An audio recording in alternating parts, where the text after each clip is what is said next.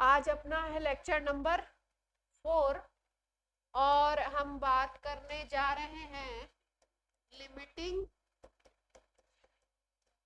Reagent की। पहले एक लाइन में डेफिनेशन लिख लो, होता क्या है ना। Reagent which is completely consumed, reagent which is completely consumed, reagent which is completely consumed in a reaction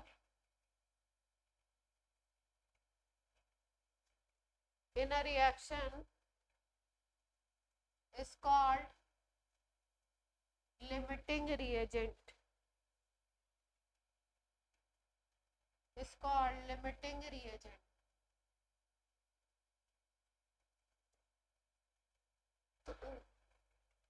amount of product is decided by limiting reagent.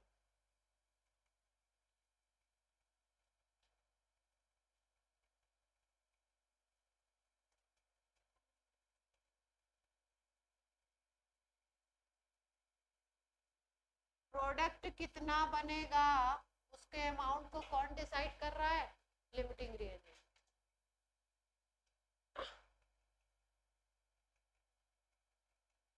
Access reagent,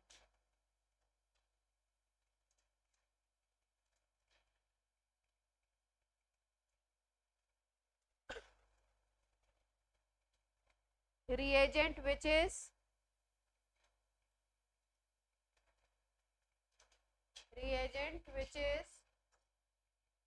remains after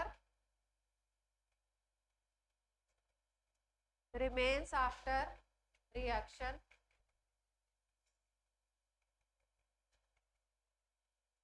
is called excess reagent. कौन गिर रहा है? Writing थोड़ी ऐसी वैसी है, कुछ कोई वर्ड ना समझ में आए तो बोल।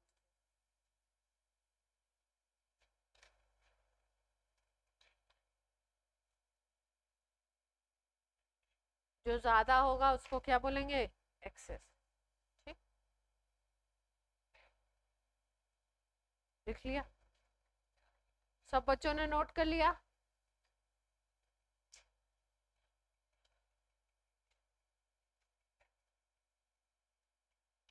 मोल कॉन्सेप्ट बोरिंग तो नहीं लग रहा? एंजॉय कर रहे हो आप लोग? एंजॉय कर रहे हो?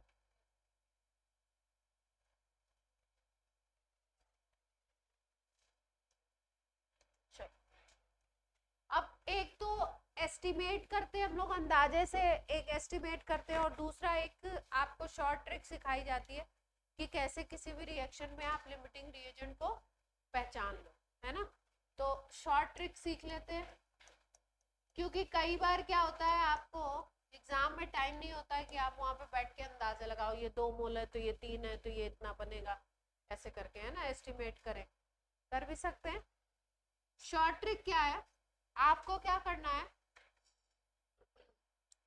पहले स्टाइकोमेट्रिक कोफिशिएंट लिख लीजिए रिएक्शन के।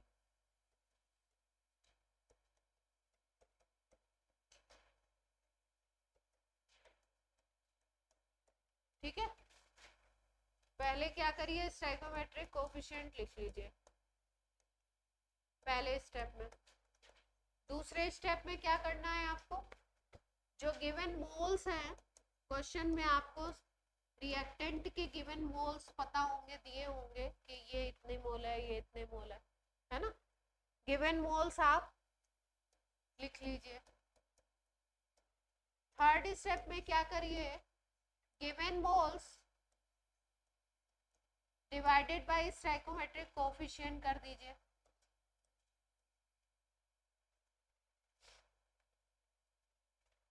और इसमें देखिए आपको कोई नंबर मिलेगा,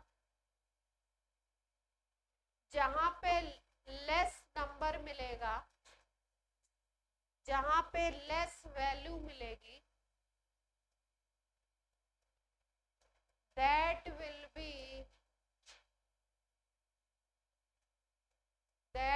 be limiting reagent। अभी एग्जांपल से बताते हैं, पहले ये लाइन लिख लीजिए। हाँ हाँ, अभी एग्जांपल से बताएंगे तभी समझ में आएगा, अभी ये सब हवा में है। कहाँ है ये सब? हवा में। अभी हवा महल में नहीं, हवा में।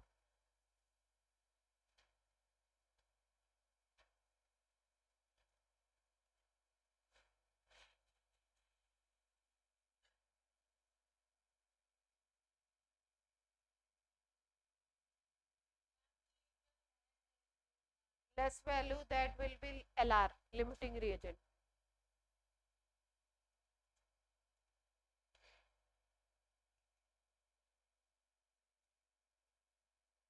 हो गया? एग्जाम्पल बताया जाए। चलो, जैसे मान लीजिए कि आपको कोई रिएक्शन दे रखा है इस तरीके से, A plus 4B gives AB4 बन रहा है, ठीक है। अब आपको क्वेश्चन में गिवन मोल्स जो है वो बोल रहे हैं कि 2 मोल ले लो आप A के और 3 मोल ले लो आप B के, ऐसा बोला है ना। गिवन मोल्स ये दे रखे हैं, ठीक। तो सबसे पहला स्टेप अपना क्या था? स्टोइकोमेट्रिक कोएफिशिएंट लिखें, तो लिख लेते हैं भाई। यहाँ पे स्टोइकोमेट्रिक कोएफिशिएंट क्या है? 1। यहाँ पे क्या है? रिएक्टेंट से मतलब है, प्रोडक्ट से मतलब नहीं है। ये थे स्टोइकोमेट्रिक कोएफिशिएंट। फिर उसके बाद क्या लिखना है हमको? गिवन मोल्स लिख लीजिए। मोल्स कितने दे रखे हैं? ए के मोल्स दे रखे हैं 2, ए के दे रखे हैं 2 और बी के दे रखे हैं 3, क्वेश्चन में गिवन है। थर्ड स्टेप में क्या करना है? Given moles divided by stoichiometric coefficient कर देते हैं।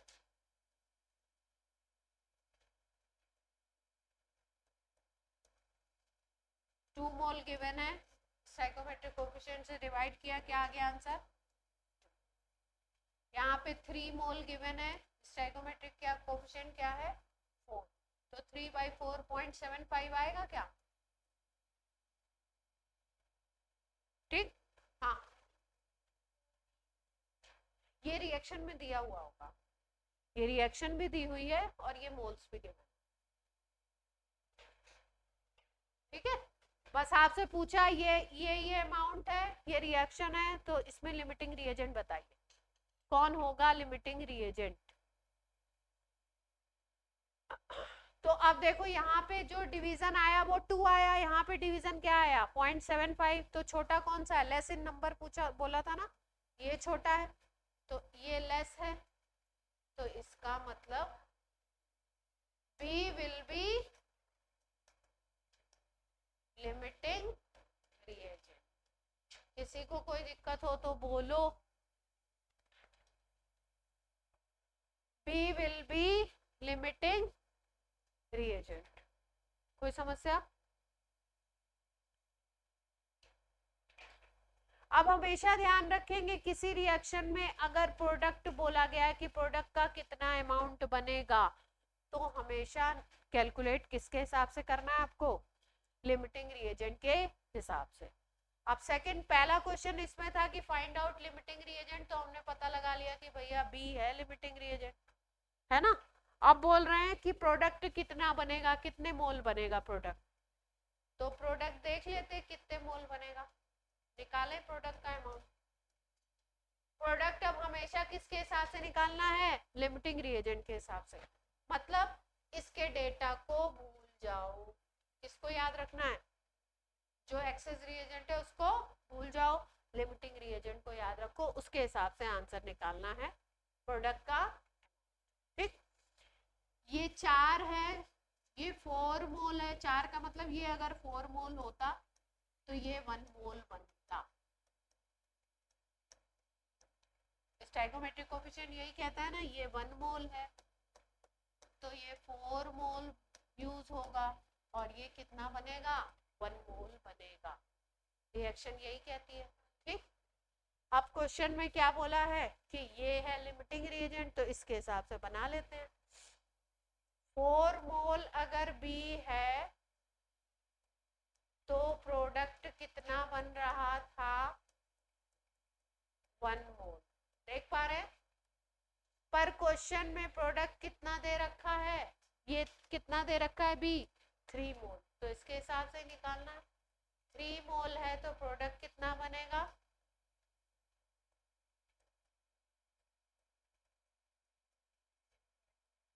ठीक, क्लियर है।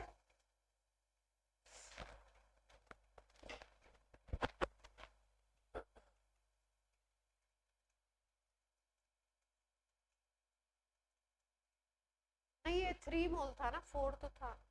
हाँ ठीक है, 4 है तो 1 बन रहा है, 3 है तो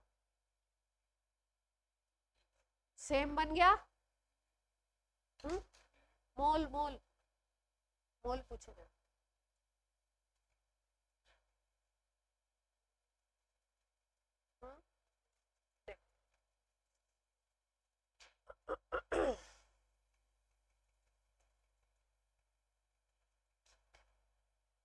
रिएक्शन में दिया है कि ए और बी रिएक्ट कर रहे हैं, रिएक्शन है ये, रिएक्शन क्या दे रखी है आपकी।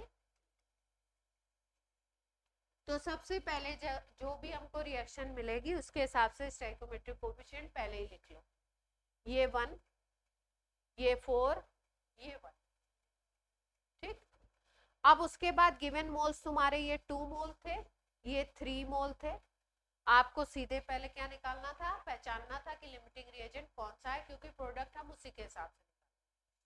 अब हमने क्या किया, given moles divided by stoichiometric coefficient किया, यहाँ पे वैल्यू 2 आ गई। यहाँ पे किया, गिवन मोल्स 3 थे, स्टोइकोमेट्रिक कोएफिशिएंट 4 है तो 0.75, जिसकी वैल्यू छोटी है वही होगा लिमिटिंग, ठीक।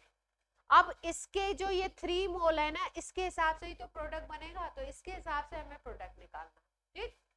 इसके हिसाब से देखना है तो स्टोइकोमेट्रिक कोएफिशिएंट देखना पड़ेगा। अगर ये 4 है तो ये कितना बन रहा है, 1 बन रहा है।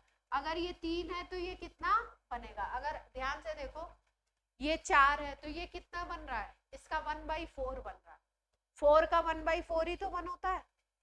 ये 4 है तो ये कितना बन रहा है, 1 बन रहा है। इसका मतलब 4 का 1/4 ये बन रहा है प्रोडक्ट। ये बात सबको समझ आती है क्या, कुछ नहीं है, नहीं ये 1 लिखा हुआ है ना, नहीं लिखा होता है तो अंडरस्टूड है 1 है, ठीक। हाँ बाद में कहा, जब प्रोडक्ट कैलकुलेट करना हुआ तब लिखा, किसी भी रिएक्शन में ये लिखा हुआ है H2 + Cl2 gives 2 HCl, दूसरे रिएक्शन से समझो इस बार। अरेंज क्या हुआ, बेहोश कैसे हो रहा। अब यहाँ लिखा नहीं है तो 1 मान लिया, यहाँ लिखा नहीं है तो 1 मान लिया, यहाँ पे लिखा हुआ है तो रिएक्शन शुड बी बैलेंस्ड। ये भी देखना है कहीं रिएक्शन अपने को अनबैलेंस तो नहीं दी है। ये बैलेंस है, हाइड्रोजन इस तरफ 2 है, उस तरफ भी 2 है, Cl इस तरफ 2 है, Cl उस तरफ, ठीक। अब इसको अगर आपको स्टोइकोमेट्रिक कोएफिशिएंट लिखना है तो लिखोगे ये 1 मोल है तो ये 1 मोल यूज होगा और ये बनेगा 2, ठीक। किसी क्वेश्चन में अगर बोल दिया हाइड्रोजन के 5 मोल ले लो और क्लोरीन के 2 मोल ले लो तो प्रोडक्ट HCl कितना बनेगा। आपसे क्वेश्चन में पूछा HCl कितना बनेगा, तो सबसे पहला काम क्या करना है, पहचानना है लिमिटिंग रिएजेंट कौन है। तो लिमिटिंग रिएजेंट पहचानने के लिए given mole 5 divided by stoichiometric coefficient 1, value क्या आ गई यहाँ पे,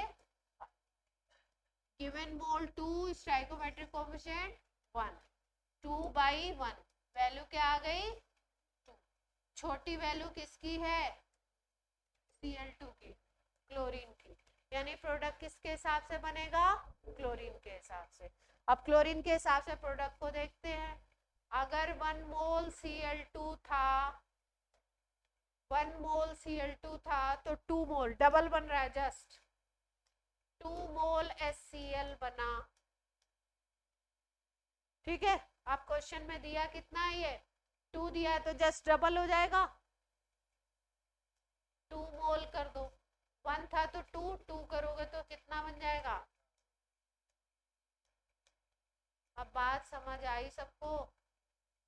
प्रोडक्ट निकालते वक्त एक्सेस रिएजेंट को भूल जाना है। 3 तरीके के क्वेश्चन आएंगे। सबसे पहला क्वेश्चन है कौन सा रिएजेंट लिमिटिंग रिएजेंट है, पहचान के बताइए। कुछ नहीं करना है, स्टोइकोमेट्रिक कोएफिशिएंट लिखने हैं, गिवन मोल्स लिखने हैं, given divided by stoichiometric coefficient करेंगे, जिसमें नंबर लेस आएगा वो क्या हो जाएगा, limiting. Second type of question, product बताइए, प्रोडक्ट का अमाउंट बताना है आपको। प्रोडक्ट के अमाउंट को बताने के लिए एक्सेस रिएजेंट को भूल जाओ, केवल लिमिटिंग रिएजेंट को याद रखो। लिमिटिंग रिएजेंट को देखो रिएक्शन में क्या था, ये 1 था तो ये 2 बन रहा है। अगर क्वेश्चन में गिवन है 2 तो ये डबल बनेगा, 1 का डबल 2 तो 2 का डबल 4 हो जाएगा। क्लियर है बात। थर्ड क्वेश्चन, 2 क्वेश्चन तो ये हो गए, ऊपर लिख लो इसके क्वेश्चन, मैं थोड़ा ऊपर होके लिख रही हूँ। In this reaction which is limiting reagent, पहला ये क्वेश्चन था। सेकंड था calculate moles of HCl produced.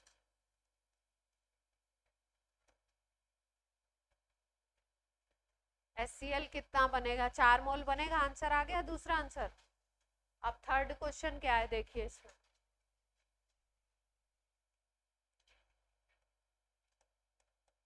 Moles of access reagent left. Access reagent बचा हुआ है तो कितना बचा है ये भी तो पूछ सकते हैं आपसे। लिमिटिंग के बारे में तो ये है कि खत्म हो गया, एक्सेस कितना बचा है तो देखते हैं, कैलकुलेट करें।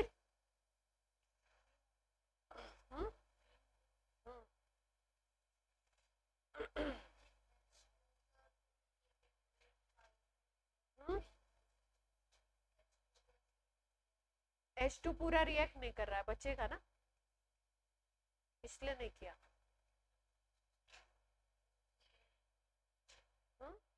Cl खत्म हो रहा है पूरा, 2 का 2 खत्म हो रहा है तभी तो 4 मोल बन रहा है Cl।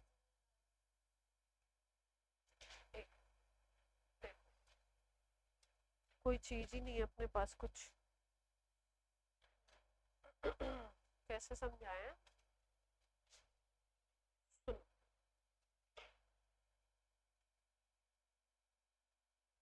ये पार्ट अभी थर्ड पार्ट बता रहे हैं, पहले थोड़ा सा एक्सप्लेन कर, ध्यान से देखना है ना।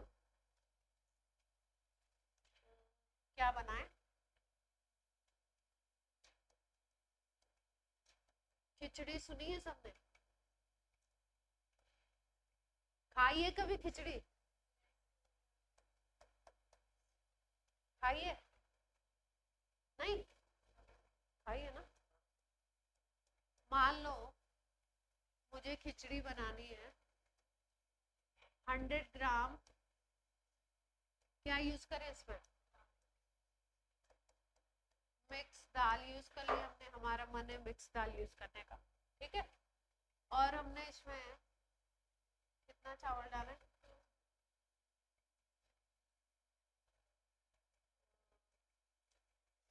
मान लो हमें 5 ग्राम। बेसिकली हम कह तो रहे हैं खिचड़ी, लेकिन हमको क्या है, हमको क्या खाना है, दाल ही खानी है। मान लो मुझे ऐसा खाना है कि चावल का अमाउंट, कार्ब हम कम खाना चाहते हैं और दालें ज़्यादा, प्रोटीन ज़्यादा खाना चाहते हैं, हमें ऐसी खिचड़ी बनानी है।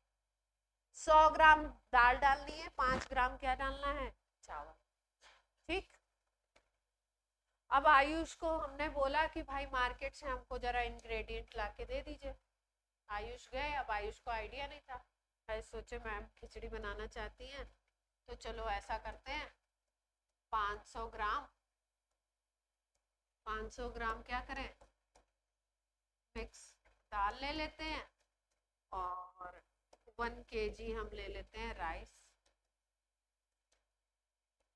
तो कितना हो जाएगा, 1000 ग्राम इन्होंने ले लिया राइस। ठीक, अब हमारा प्रोपोर्शन सेट है कि हमको कितना यूज करना है, 100 ग्राम मिक्स दाल लेनी है अगर, तो 5 ग्राम ही इसमें राइस डालेंगे, हमारा प्रोपोर्शन तो सेट है। ठीक, तो अब ये तो 500 ग्राम ले लिया इन्होंने, और ये कितना ले लिया, 1000 ग्राम ले लिया, डबल ले लिया, जस्ट ये लेके आ गए। ठीक, तो 100 ग्राम ये ले रहे हो, तो राइस कितना लिया, 5 ग्राम। ठीक, अब मान लो तुम, हम सोचे कि दाल खत्म कर देते हैं, ऐसा करते हैं 500 ग्राम ये ले लेते हैं पूरी पूरी। तो अब 100 में 5 ग्राम यूज कर रहे थे, तो इसको 5 टाइम्स किया है आपने, तो ये कितना यूज करोगे, ये बात समझ आती है सबको, प्रोपोर्शन सेम करने के लिए 25 ग्राम राइस ही तो यूज करोगे आप। अब ये 500 ग्राम जो आपकी दाल थी, ये तो तुमने पूरी कंज्यूम कर ली, और चावल कितना कंज्यूम किया, केवल 25 ग्राम चावल कंज्यूम किया आपने, और था कितना आपका 1000 ग्राम बचा था ना, तो बचेगा कितना रिमेनिंग, 975 ग्राम राइस एक्सेस होगा। तो एक्सेस रिएजेंट कौन हो गया रिएक्शन का, राइस, और दाल क्या हो गई पूरी खत्म, तो लिमिटिंग रिएजेंट है ना। प्रोडक्ट किसके हिसाब से, किसके खत्म होने की वजह से प्रोडक्ट बनना रुक गया, दाल 500 की 500 पूरी उड़ा दी हमने, तो अब क्या, आप चावल से थोड़ी खिचड़ी बनाएंगे, बनानी है खिचड़ी, तो चावल तो बचा रह जाएगा। तो बात समझ में आई कुछ, एक्सेस क्या है, लिमिटिंग क्या है। खिचड़ी का अमाउंट किसके हिसाब से सेट करना पड़ा हमको, जो चीज जिसका प्रपोर्शन कम दिया हुआ था, जो उसके हिसाब से हमको लेना पड़ा, है ना। रिएक्शन में भी सेम चीज है। कंपाउंड को कैसे बचाते हैं, अच्छा अच्छा अच्छा, आपको ये बात नहीं समझ में आ रही, कंपाउंड कैसे बचेगा। ये एक अमाउंट सेट है कि H2 अगर 1 मोल ले रहे हो तो Cl2 1 ही मोल यूज होगा, ये 2 लोगे तो ये 2, ये 3 लोगे तो ये 3, इस रिएक्शन में सेम टू सेम सेट है, ये 1 है तो ये 1 है, और इसको 2 बनना है, डबल बनना है, इस रिएक्शन के लिए ये 1 है तो ये 1 है, ये 2 बनने वाला है। ठीक, ये सेट है प्रोपोर्शन। अब हाइड्रोजन को अगर 3 मोल करोगे, क्लोरीन कितनी यूज होगी, 3, ये कितना HCl कितना बनेगा, 6, 4 करोगे तो क्लोरीन को भी 4 ही यूज होना है, HCl कितना बनेगा, 8। यहाँ पे देखो, ये 5 मोल ले लिया आपने, ये 2 मोल ले लिया, पर होगा क्या, इसके 2 मोल इसके 2 मोल से रिएक्ट करके 4 मोल ये बना लेंगे HCl।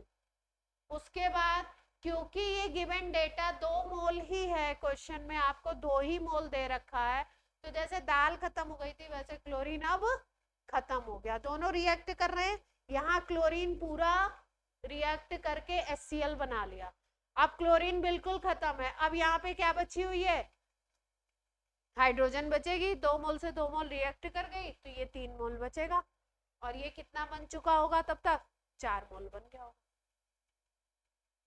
क्लियर है, 2 चीजों को रिएक्ट करना है अगर, तो एक चीज अगर खत्म ही हो गई तो वो रिएक्ट करते हैं मॉलिक्यूल टकराने से, अगर मान लो A को B से रिएक्ट करना, अब भी पूरा खत्म, तो आप क्या करोगे, फिर A थोड़ी आपस में रिएक्ट करके प्रोडक्ट बनाएगा, A तो अपने आप में एक एंटाइटी है। क्लियर, अब आपसे पूछा moles of access reagent left, कितना बचेगा, हाइड्रोजन कितनी बच जाएगी, 3 मोल बचेगी, क्योंकि कैलकुलेशन आपको सीधे सीधे दिख रही है, 2 मोल H2 2 मोल Cl2 के साथ रिएक्ट करेगी, 4 मोल HCl बन जाएगा। अब क्योंकि H2 कितना गिवन था, 5 गिवन था, तो 2 माइनस कर देंगे तो 3 मोल कौन बचेगा। अब किसी को कोई दिक्कत है? H2 5 था, देखो गिवन 5 था।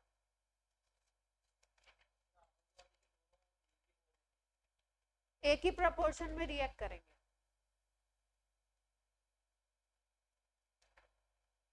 अब आप मेरे लिए 1000 कितना 1000 ग्राम चावल लेके आए थे, तो मैंने 1000 पूरा थोड़ी यूज किया, मैंने तो दाल के हिसाब से यूज कर लिया, मुझे जितना चाहिए था, जो बचा वो बचा।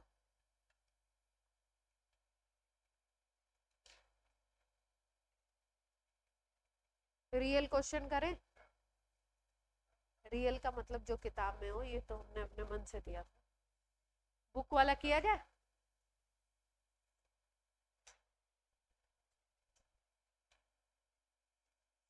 ऑनलाइन में कोई ऐसा तो नहीं है किसी को कोई दिक्कत?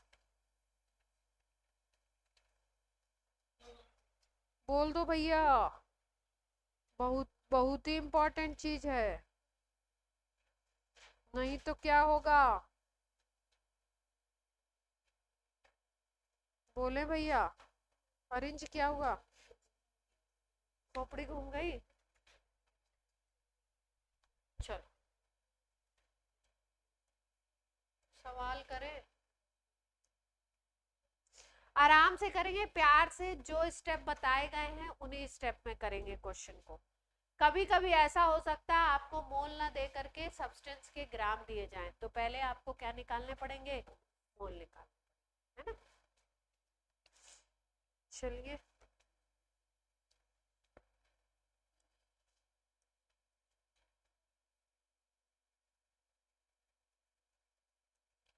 कार्बन रिएक्ट कर रहा है क्लोरीन से और एक प्रोडक्ट बना रहा है, इसको बोलते हैं कार्बन टेट्राक्लोराइड।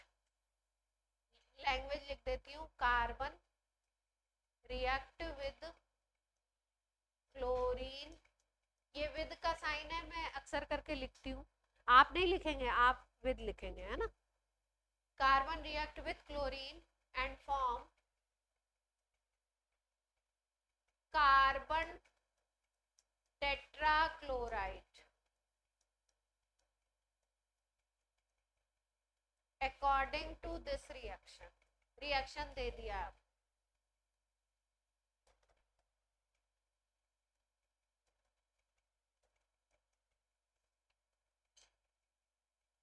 ठीक है। According to this reaction, if 144 gram carbon is given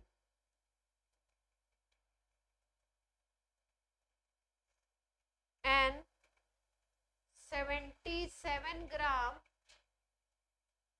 या 71 ले लो, 71 gram chlorine is given, then calculate mass of CCl4 produced। CCl4 कितना बनेगा उसका मास कैलकुलेट करना है, तो पहले मोल निकाल लेंगे, फिर उससे मास आ जाएगा, है ना। अभी मोल से सिखाते हैं, फिर अगले क्वेश्चन में आपको मास से मास निकालना ही सिखा देंगे डायरेक्ट। 9 मोल सीधे सीधे क्या करेंगे, मास से निकाल। तो कोशिश कीजिए, पहले तो स्टोइकोमेट्रिक कोफिशिएंट लिख लो, रिएक्शन आपको दिया हुआ है तो स्टोइकोमेट्रिक कोफिशिएंट लिखिए, धनाधन। ऑनलाइन बच्चों क्लियर हो रही है बात? आकाश, कार्तिक, अवनी, पृथिका, स्टोइकोमेट्रिक कोफिशिएंट लिखें, फिर उसके बाद दोनों के अलग अलग मोल्स निकालें, गिवन मोल्स। कार्बन के लिए गिवन मोल्स निकलेगा given mass divided by atomic mass, gram atomic mass. और Cl2 के लिए क्या निकालना पड़ेगा, मॉलिक्यूल है तो मोलर मास निकालना।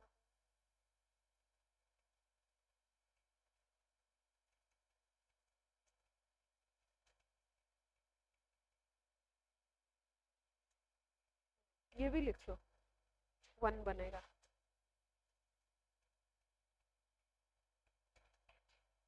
मोल निकालो तो जरा जल्दी से।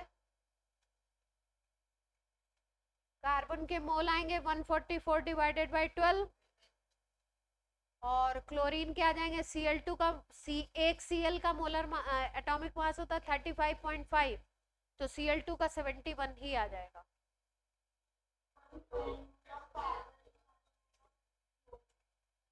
1 आ रहे हैं, 12 आ रहा है। सब लोग कोशिश करें है ना।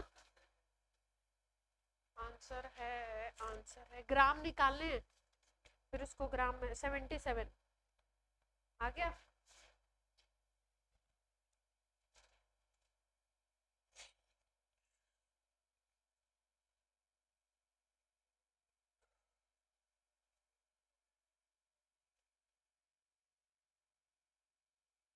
एक Cl का 35.5 होता है तो Cl2 के लिए मोलर मास क्या हो जाएगा, 71।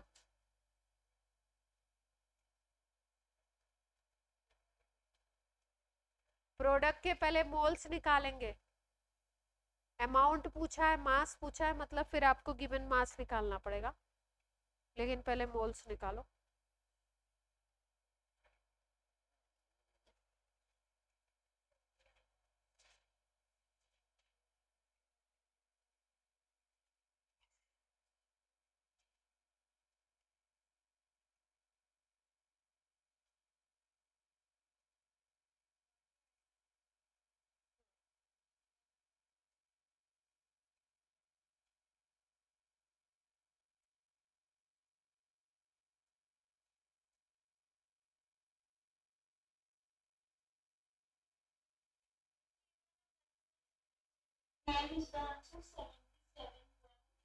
वो तो Cl2 है ना केवल।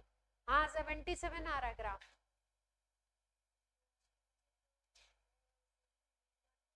मॉलिक्यूल तो Cl2 है ना, आप Cl2 की बात कर रहे हो, ये तो रिएक्शन है।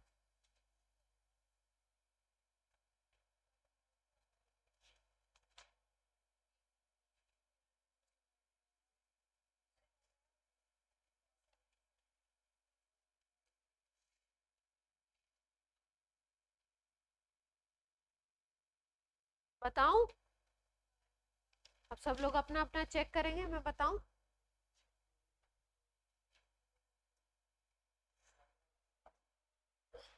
स्टोइकोमेट्रिक कोएफिशिएंट लिख लें, ये 1 मोल है तो ये 2 मोल है, ये 1 मोल बन रहा है। इसमें तो किसी को कोई आपत्ति नहीं है। स्टोइकोमेट्रिक कोएफिशिएंट एक लाइन में लिख दिया, ठीक है। अब देखो, अब क्या निकालें, अब गिवन मोल्स निकालने हैं अपने को। गिवन मोल्स के लिए अब की बार क्या दे दिया है, given mass by molar mass लगाना पड़ेगा ना। यहाँ पे एटॉमिक मास लगा दोगे और यहाँ पे लगा दोगे given mass by molar mass. Carbon का कितना दिया था, 144 और 12 से डिवाइड करेंगे तो आ जाएगा ये 12 मोल्स आएंगे। सबके आ गए थे ये 12। अब हाइड्रोजन की बात कर लें, हाइड्रोजन में क्लोरीन की बात कर लें। क्लोरीन में ग्राम दिए हुए थे 71, और अगर क्लोरीन का मोलर मास निकालोगे तो 2 मल्टीप्लाइड बाई 35.5 करोगे तो 71 ही आता। तो मोलर मास भी 71 है, तो क्लोरीन के मोल कितने आ गए, 1 मोल आ गए, और इसके कितने आ गए थे, कार्बन के 12। अब ये गिवन आ गया अपने पास, है ना। अब आपको लिमिटिंग रिएजेंट देखना है, तो लिमिटिंग रिएजेंट कैसे निकालते थे, LR निकालना है ना। तो LR क्या हो गया, given moles divided by stoichiometric. तो यहाँ पे 12 मोल है डिवाइडेड बाई 1, तो यहाँ पे वैल्यू क्या आएगी? यहाँ पे गिवन मोल्स कितने हैं? 1 डिवाइडेड बाई क्या करोगे? 2, तो 0.5 आ जाएगा। तो ये वाला लेस है ना? तो लिमिटिंग रिएजेंट कौन हो गया? पता लग गया। LR कौन है? ये है। तो प्रोडक्ट किसके हिसाब से बनेगा? Cl2 के हिसाब से। तो बना लें है? अब दिख भी रहा है क्वेश्चन में, देखो अगर ये 2 है तो ये कितना बन रहा है? 1 बन रहा है। 2 का 1 तो हाफ ही होता है। अब ये कितना है क्वेश्चन में कितना है? गिवन ये तो वो था, गिवन 1 मोल था, तो 2 से 1 बन रहा था, तो 1 से 0.5 ही तो बनेगा। क्लियर है बात? 2 मोल Cl2 से 1 मोल CCl4 बन रहा था। ये हमको कैसे पता लगा? जो रिएक्शन के स्टोइकोमेट्रिक कोफिशिएंट थे उससे। अब क्वेश्चन में आपका 1 मोल Cl2 गिवन है, तो CCl4 कितना बनेगा? 2 था तो ये 1 बन रहा था, तो ये 1 है तो कितना बन जाएगा? अगर वैसे नहीं समझ आता है तो कैलकुलेशन में सीख लो। 1 डिवाइडेड बाई 2 मल्टीप्लाइड बाई, तो 0.5 आ गया। अब आपसे अमाउंट पूछा था, ग्राम पूछा था, मोल नहीं पूछा था, तो मोल निकाल लें। मोल का फॉर्मूला होता है given mass by molar mass. तो आपको प्रोडक्ट का गिवन मास निकालना है, तो मोल मल्टीप्लाइड बाई क्या कर दें? Molar mass. ये चेंज कर लिया। अब मोल कितने थे? 0.5, और CCl4 का मोलर मास निकाल लो। क्या आ जाएगा? कार्बन का 12 35.5 का कितने टाइम्स करना है? 4 टाइम्स। तो कितना आ जाएगा? 12 प्लस 71 प्लस 71 कितना आ रहा था? कोई 142 कह रहा है, कोई 250 कह रहा है।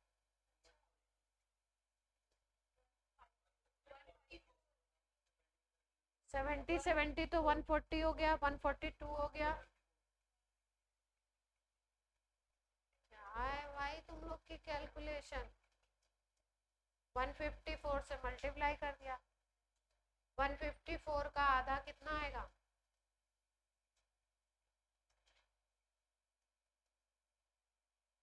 कोई समस्या? सही है भैया। ऑनलाइन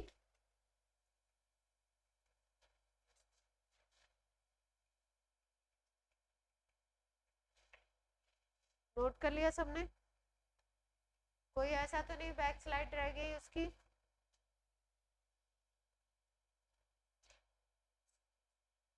आप कर लेंगे?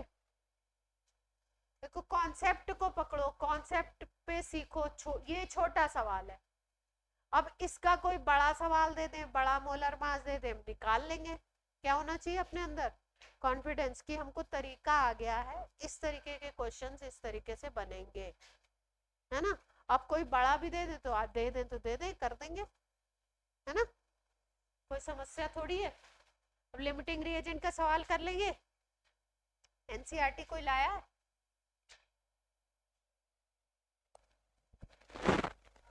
एनसीईआरटी के 1-2 क्वेश्चन कर लेते हैं। इस टाइप के जेई में आते हैं, एनसीईआरटी में भी होंगे, मतलब अगर टॉपिक हटाया नहीं होगा तो। शायद तो नहीं हटाया होगा। बहुत ही जानदार। मोल नहीं समझ में आएगा तो नहीं आएगा। मोल तो आ ही रहा है आपको। अच्छा अच्छा अच्छा, तो मजा आएगा। मोल तो आ रहा है ना आपको? लिमिटिंग रिएजेंट का क्वेश्चन नहीं दिया।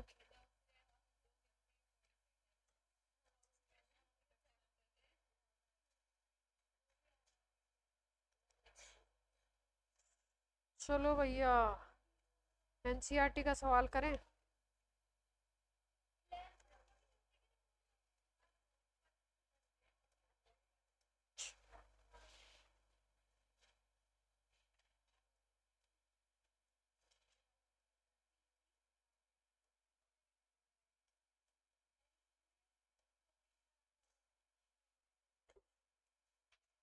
रिएक्शन दिया हुआ है A plus B2 gives AB2. A plus B2 gives AB2, सामने देखिए A plus B2 gives AB2.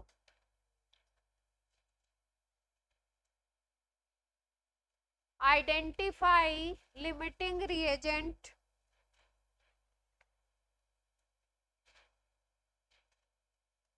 Identify limiting reagent if अलग अलग केसेस दिए हुए हैं।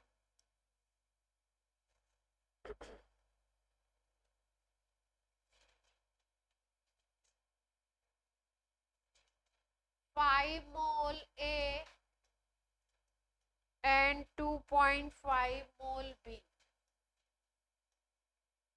चलिए करना शुरू करिए। पहला सवाल ये, अगर A के 5 मोल दिए हैं, B के 2.5 मोल दिए हैं, तो लिमिटिंग रिएजेंट कौन होगा?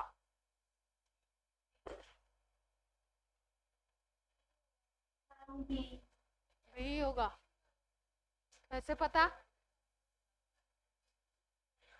कैसे पता लगा? दोनों के से क्वेश्चन देख के लग रहा है कि A का भी 1 मोल यूज होगा तो B2 का भी 1 मोल ही यूज होगा। दोनों सेम मोल यूज हो रहे हैं। तो अगर 2.5 B यूज करोगे तो 2.5 A यूज हो जाएगा और 2.5 बचा रह जाएगा। तो B को पहले खत्म होना है, तो B क्या हो जाएगा? Limiting reagent. सबको बात समझ आ रही है? सारांश बात समझ आई? क्या समझाया मैंने? हाँ A है तो B भी है। बोलिए बोलिए बोलिए।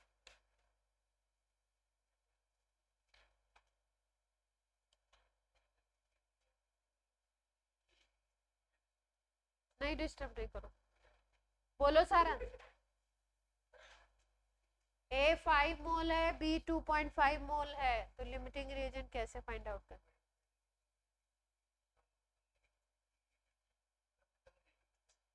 वो खत्म हो जाएगा।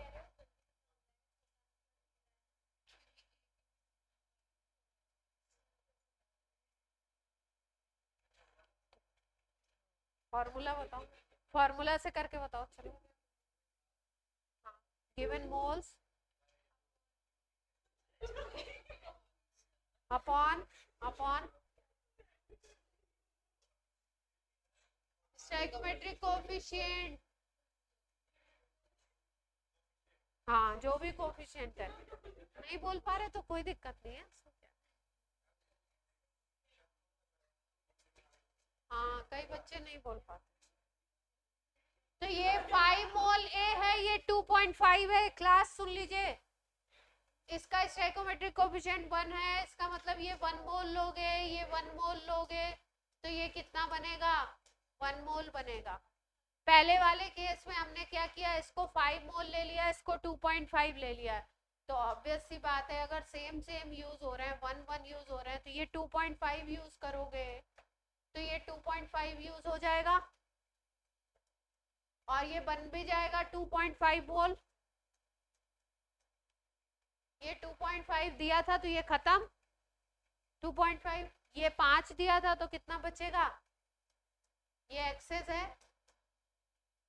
ये बच जाएगा 5 माइनस 2.5, यानी ये रिमेनिंग है 2.5। ये तो पूरा पूरा कंज्यूम है, तो इसको क्या बोल दोगे? LR। प्रोडक्ट कितना बनेगा? 2.5। कोई समस्या? अगला करें। बी पार्ट, ये ए पार्ट था, बी पार्ट पे आ जाइए। बी पार्ट में देखा दे रखा है 300 atoms of A and 200 molecules of B.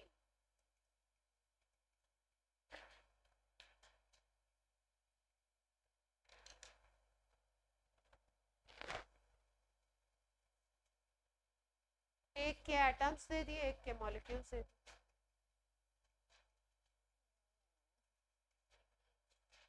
हाँ यही रिएक्शन में पूछा, रिएक्शन सेम है।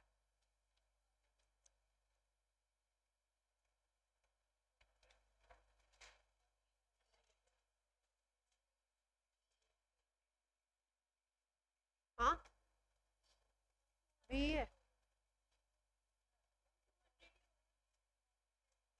ये वाला बी वाला 200 क्यों बोल रहे हो? ए या बी पूछा जा रहा ना।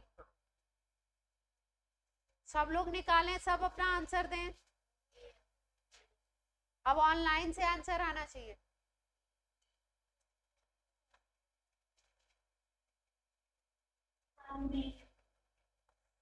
बी। अच्छा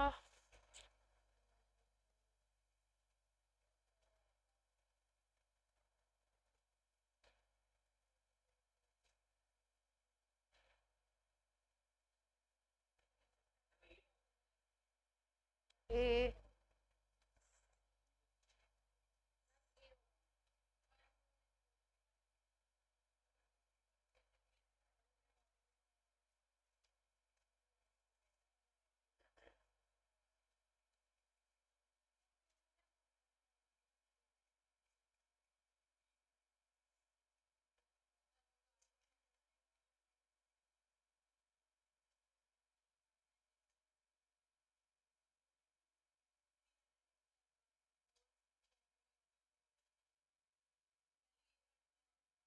बताएं।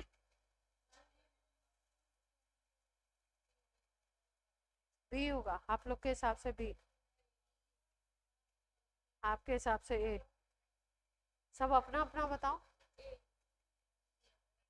नहीं अभी चल रहा है बी।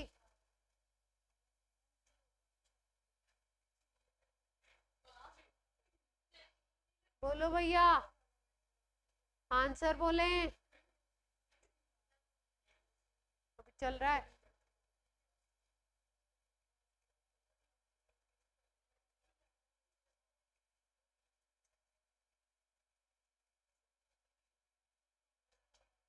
बताऊं? देखो ध्यान से देखो, क्या बोलते हैं प्यार, क्या बोलते हैं, जोर से बोलो। जय माता दी। ध्यान से देखो, ए प्लस बी टू था ना, ये रिएक्शन थी, ए बी टू है ना। ये 1 मोल है तो ये 1 मोल यूज हो रहा है, ये भी 1 मोल बन रहा है।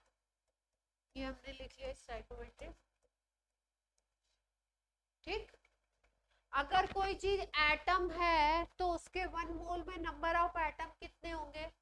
यहाँ पे अगर हम बोले नंबर ऑफ एटम, तो 1 मोल में एटम के केस में नंबर ऑफ एटम कितने होते हैं? Na एटम्स हो जाएंगे। इसमें किसी को कोई कंफ्यूजन? ठीक, अब ये मॉलिक्यूल है तो इसके 1 मोल में नंबर ऑफ मॉलिक्यूल कितने हो जाएंगे? Na ही तो हो जाएंगे। यहाँ पे Na एटम्स है और यहाँ पे क्या हो जाएंगे? Na मॉलिक्यूल्स, क्योंकि मॉलिक्यूल्स के केस में 1 मोल में मॉलिक्यूल कितने होते हैं? अगर एटम की बात करोगे तो डबल हो जाएगा, एटॉमिसिटी से मल्टीप्लाई करना पड़ेगा, है ना। मॉलिक्यूल कितने होंगे? Na। अब हम इसको एटम क्यों नहीं कैलकुलेट कर रहे हैं? क्योंकि हमारे क्वेश्चन में जो डेटा दे रखा है वो दे रखा है, इसके तो एटम्स दे रखे हैं, इसके क्या दे रखे हैं? मॉलिक्यूल। तो अब ध्यान से देखो कि क्या दे रखा है, Na atoms of A react with Na molecules of A। इसका मतलब दोनों का नंबर सेम है।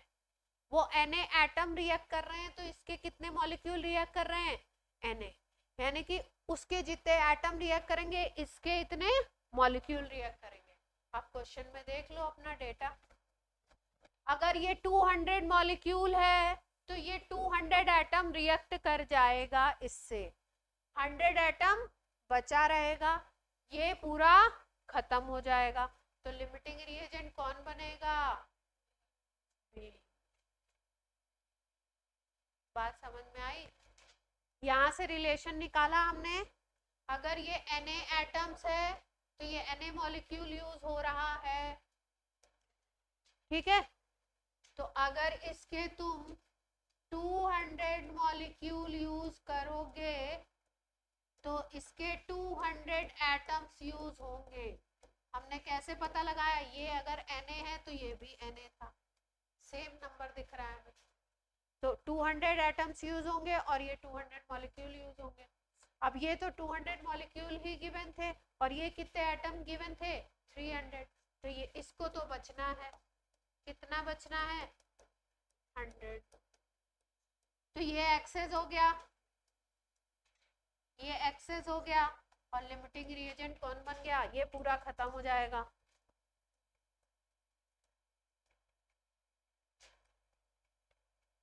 कोई समस्या? एनसीईआरटी का क्वेश्चन था, ठीक, अच्छा क्वेश्चन था। थोड़ा तो दिमाग आपको लगाना ही पड़ा। एक में दिया 100 atoms of A, 100 molecules of B, तो सेम सेम दे रखे हैं, 100 एटम 100 मॉलिक्यूल ऑफ बी। तो इसमें दोनों खत्म हो जाएंगे, इसमें लिमिटिंग रिएजेंट तो पता नहीं लगा सकते, दोनों ही कंज्यूम हो जाएंगे।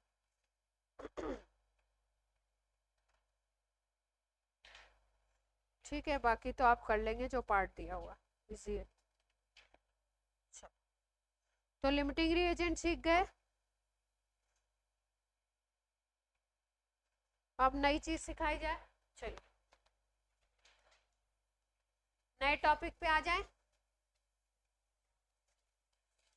लिमिटिंग रिएजेंट बेसिकली क्या है? मोटा मोटा हिसाब किताब है, किससे कितना क्या मिला रहे हो।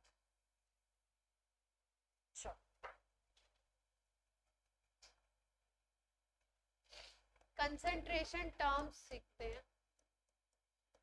एनसीईआरटी में आपके चैप्टर में लास्ट में दिया हुआ सबसे ज्यादा इंपॉर्टेंट टॉपिक है, अभी से लेके 12th तक काम आएगा, 11th में भी काम आएगा, 12th। Concentration terms. कंसंट्रेशन जानते हैं क्या होती है? सुना है किसी ने कभी?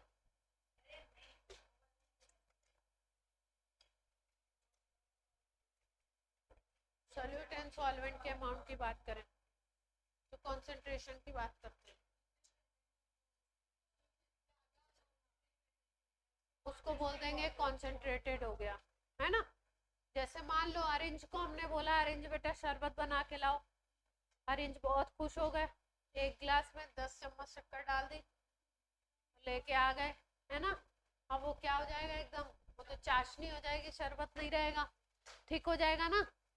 और मान लो यहाँ की क्लास में किसी लड़की को बोला, उसने एक गिलास में 2 चम्मच डाला, मस्त हल्का वाला बना के ले आए, तो वो कम कॉन्सेंट्रेटेड होगा, है ना।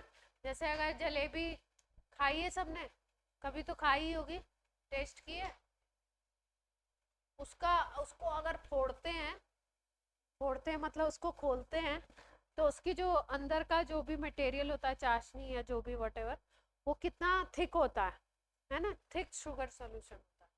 और यही अगर आप पानी ले लो तो पानी कैसा होता है? एकदम, है ना। पानी में थोड़ा सा मान लो पिंच ऑफ नमक आपने डिजोल्व किया तो सोल्यूशन बन गया, लेकिन कैसा होगा? बिल्कुल पतला। अब चाशनी कैसी है? एकदम thick.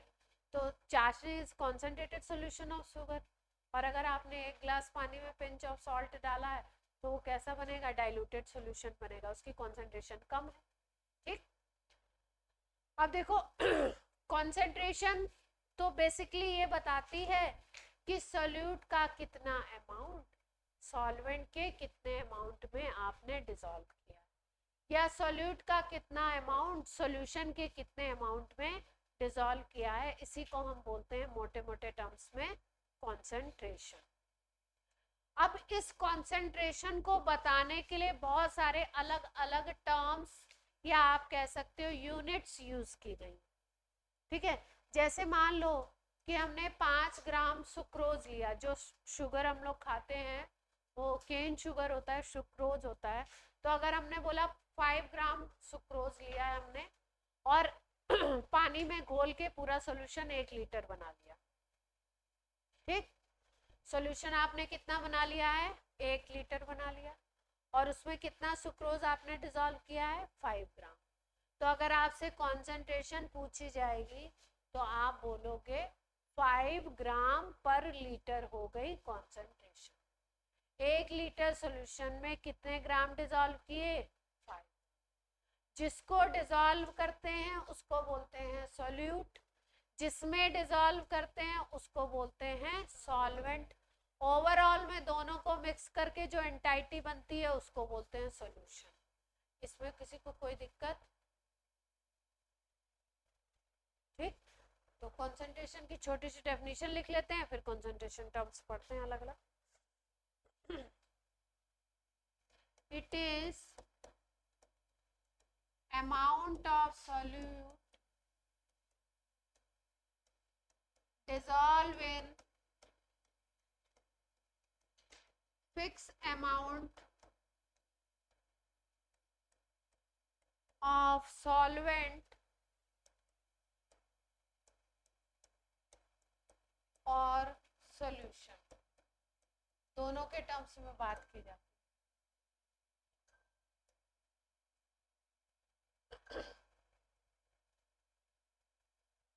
Concentration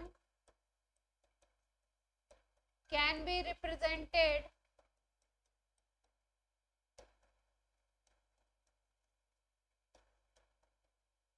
in different units और टर्म्स। अलग अलग यूनिट है, जैसे मान लो लेंथ को मेजर करना है तो मीटर में भी लेते हो आप, सेंटीमीटर में भी लेते हो, डेसीमीटर में भी लेते हो, है ना, लाइट ईयर में भी लेते हो। लाइट ईयर कौन सी यूनिट होती है, सुनिए, कहाँ सुनिए, बहुत लंबी डिस्टेंसेस जो होती है उनको देखने के लिए क्या करते हैं,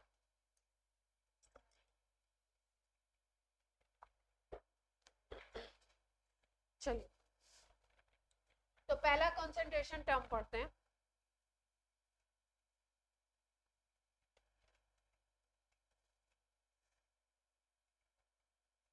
पहला है ग्राम पर लीटर, क्या नाम देते हैं इसको, ग्राम पर लीटर। ठीक है, डेफिनेशन लिखेंगे, grams of solute dissolve in 1 litre of solution. अभी जो एग्जांपल बताया था,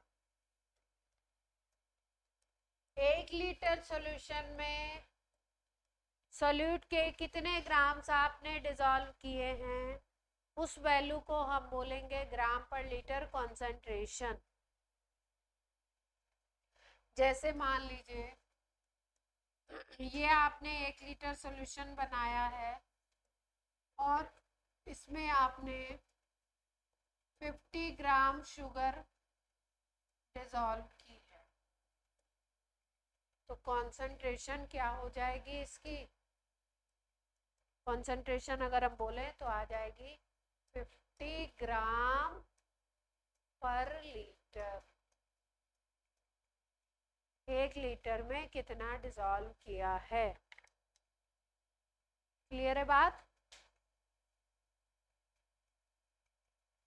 हमारे घर पे कोई फंक्शन है, हमने बोला 500 लीटर क्या बनाना है, शरबत बनाना है आपको, 500 लीटर शुगर का, शुगर एंड वाटर यूज कर, ठीक है, 500 लीटर बनाना है और आपको हमने क्या बोल दिया, शुगर ऐड करने के लिए बोल दी 500 लीटर में कितना ऐड करवाएं, 10 किलो करवा देते हैं, जैसा भी हो, मुझे नहीं पता कैसा बनेगा, 10 किलो कर दिया। ठीक है, तो आपको कंसंट्रेशन निकालनी है, निकाल के बताओ। शरबत की कॉन्सेंट्रेशन क्या होगी?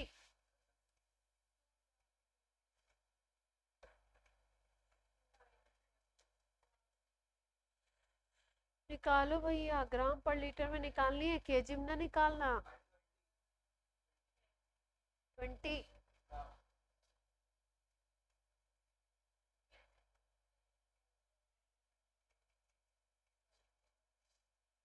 20 आएगी कि 2 आएगी? देखो भैया, ध्यान से देखो, प्यार से देखो।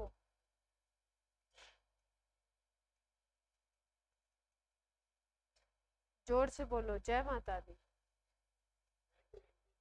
20 निकालें? अगले पेज पे निकालते हैं, थोड़ा क्लीन क्लीन। शरबत बनाओ। कितना बनाया? कितने लीटर बनाया? हमारे घर पे पार्टी है, 500 लीटर बनाना है ना?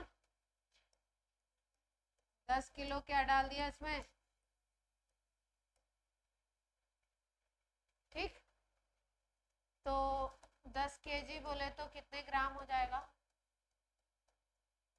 कितने ग्राम हो जाएगा? 10,000 ग्राम हो जाएगा ना? अब आपको 1 लीटर में कैलकुलेट करना है। कॉन्सेंट्रेशन किस में है? 1 लीटर में है। तो आपने देखा कि 500 लीटर में कितना डाला है आपने शुगर? 10,000 ग्राम डाले हैं।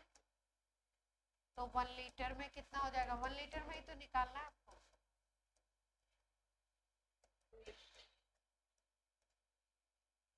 जीरो सही लगाए, देख लेना भाई, मेरी मैथ्स कमजोर है थोड़ी। 20, 2 जीरो उड़ गए। 20 आ रहा है। मेरा 2 कैसे आ रहा था? मैंने ज्यादा जीरो लगा दिए, कुछ गड़बड़ किया होगा। 20 ग्राम पर लीटर। कोई समस्या?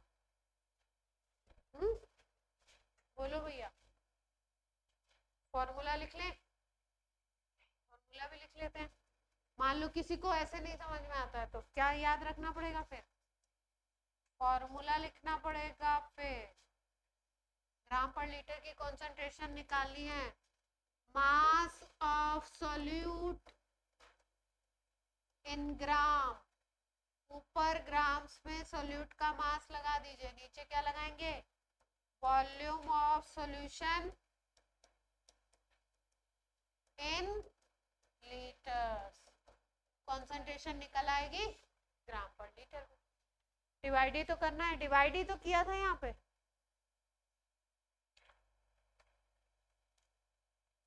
10,000 में डिवाइड किया था ना 500 से, तो फॉर्मूला से भी निकाल सकते हैं। Mass of solute in gram, volume of solution in litre. कोई समस्या? निकाल लेंगे, इजी है एकदम। बोलिए बच्चों।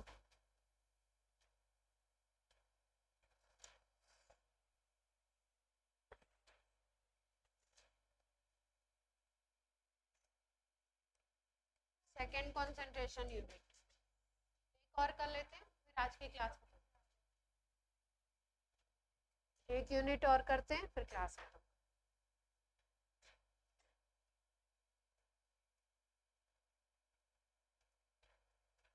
ग्राम पर लीटर में कुछ भी याद नहीं होता है तो क्या लाइन याद रखनी है? 1 लीटर में कितना सोल्यूट डिसॉल्व किया है, ग्राम, वो याद रख लीजिए, आंसर आ जाएगा। फॉर्मूला याद रखना है तो grams of solute divided by volume of solution litres में। ऊपर ग्राम, नीचे लीटर, यूनिट से ही पता लग रहा। हो गया। सेकंड, मोलैरिटी, बहुत पॉपुलर यूनिट है। क्या है? बहुत ही ज्यादा कैसी यूनिट है? पॉपुलर। पीछा नहीं छोड़ेगी आपका, कहाँ से? 11 से 12 पूरे क्लास। मोलैरिटी कैपिटल एम से डिनोट करते हैं, डिनोटेड बाय कैपिटल एम। ठीक है, अभी हम लोगों ने पढ़ा था grams of solute dissolve in 1 litre of solution. अब वो थी ग्राम पर लीटर में कॉन्सेंट्रेशन, मोलैरिटी निकालनी है तो आपको याद रखना है मोलैरिटी होती है moles of solute dissolve in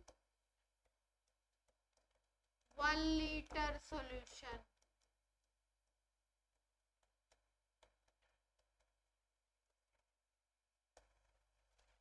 moles of solute dissolve in 1 litre solution. 1 litre में सोल्यूट के कितने मोल्स डिसॉल्व किए हैं? मान लो x मोल डिसॉल्व किए हैं तो मोलैरिटी क्या हो जाएगी? x। फॉर्मूला अगर लिखें तो फॉर्मूला आ जाएगा moles of solute divided by volume of solution in litres.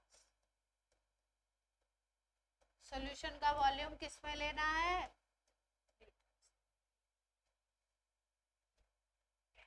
Formula भी याद रखेंगे, definition moles of solute dissolve in 1 litre of solution. और फॉर्मूला हो गया, जो डेफिनेशन है उसी से फॉर्मूला लिख रहा है, ऊपर मोल्स ऑफ सोल्यूट, नीचे volume of solution in litre. अगर यूनिट बोलोगे इसकी तो यूनिट क्या हो जाएगी? ये तो डिनोट करते हैं इससे, कैपिटल एम से डिनोट करते हैं, रिप्रेजेंट करते हैं, सिंबॉलिक रिप्रेजेंट। यूनिट हो जाएगी मोल्स पर। मोलैरिटी की यूनिट क्या हो गई? Moles per.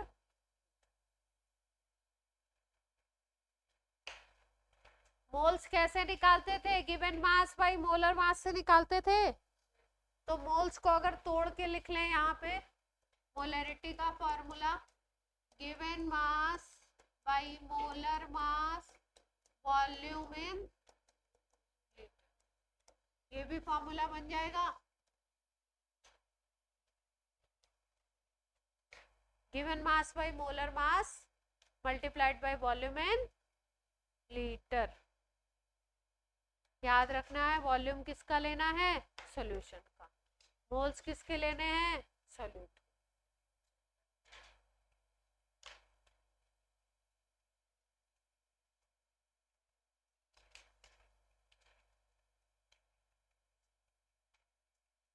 सवाल कर लें।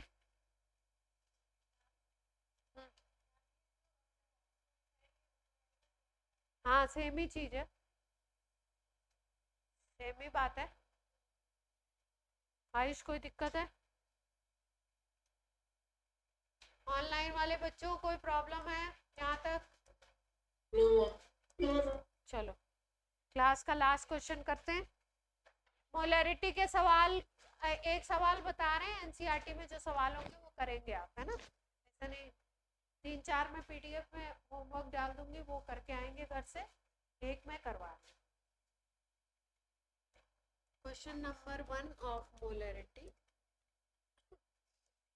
4.9 ग्राम H2SO4 dissolve in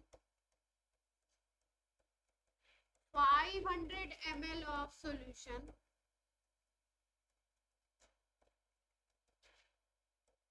calculate molarity।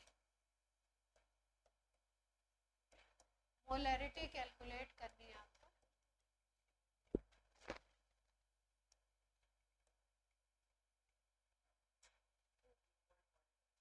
To 2.45 बोली, नॉट 45। निकाले, मैं निकालू। मोलैरिटी का फॉर्मूला क्या है? Given mass by molar mass volume of solution in litre.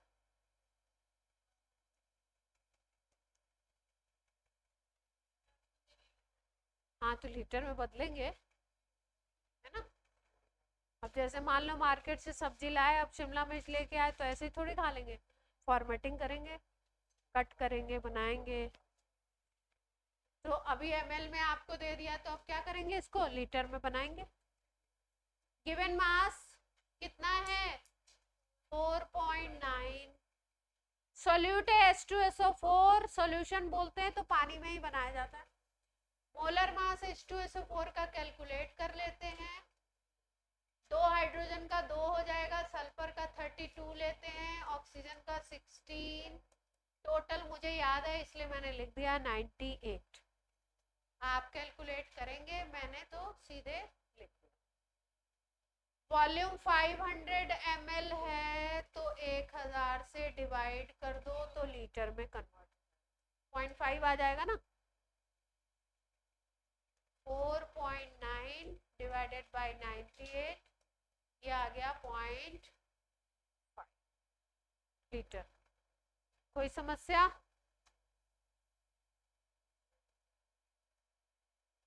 अब ये पॉइंट से पॉइंट उड़ा दें, 49 और 98 भी अपने आप में कट जाएंगे तो 1/10 आ जाएगा, दैट इज 0.1। मोलर कितना आ गया, 0.1 मोल पर लीटर। किसी को कोई समस्या नहीं है? पक्का?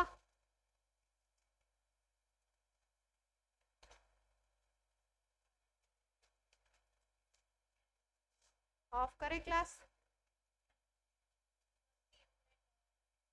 एक और कर लेते हैं। अब एक तुम करके दिखाओ ना, पॉस्चर तो देख लीजिए। हम मानते हैं कि आप थक जाते हैं, मैं इससे डिनाई नहीं करूंगी, लेकिन अपनी भी क्या है, अपनी भी मजबूरी है, फिर सिलेबस नहीं होगा ना। हम डिनाई नहीं करते, आप थक जाते हो। इजी सा दे देती हूँ, इजी सा दे दूँ।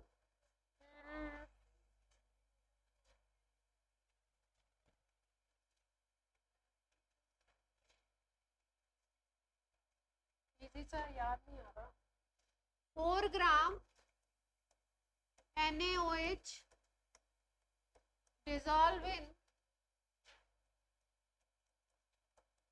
500 लीटर सॉल्यूशन। सॉल्यूशन कितना बना दिया, 500। मोलरिटी निकालनी है आपको। NaOH में सोडियम का होता है 23, ऑक्सीजन का होता है 16, हाइड्रोजन का होता है 1, टोटल विल बी 40।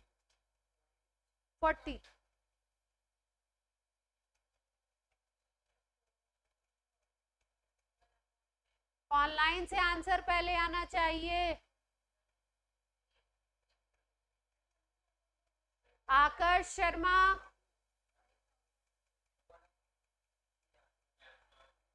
आपको आंसर देना है आपकी बार, पहले जल्दी से।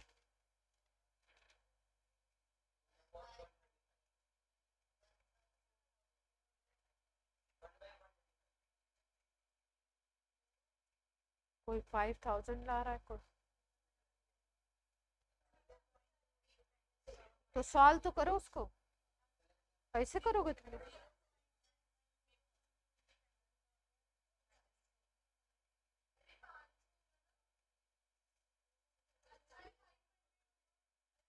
आकर्ष, कितने moles per litre? 0.02 moles per litre.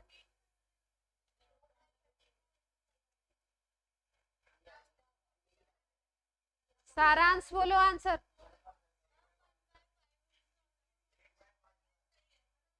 तो पूरा तो सॉल्व करो, पूरा सॉल्व तो करो। 1/5000 40।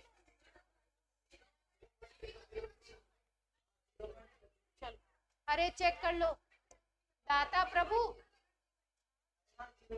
हम इसको 0.0002। हाँ हाँ, सब लोग अपना अपना आंसर चेक करो।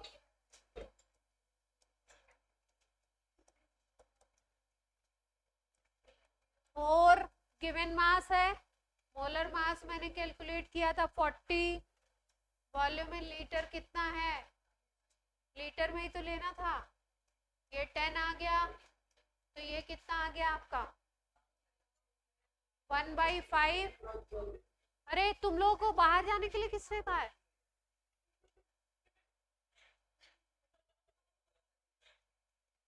एक ही जाएगा। कितना आ गया 3 से चेंज कर ले इसको। 1/5 को 0.2 बना दिया और 1000 को क्या बना दे, तो 2 × 10⁻⁻⁴ आ जाएगा।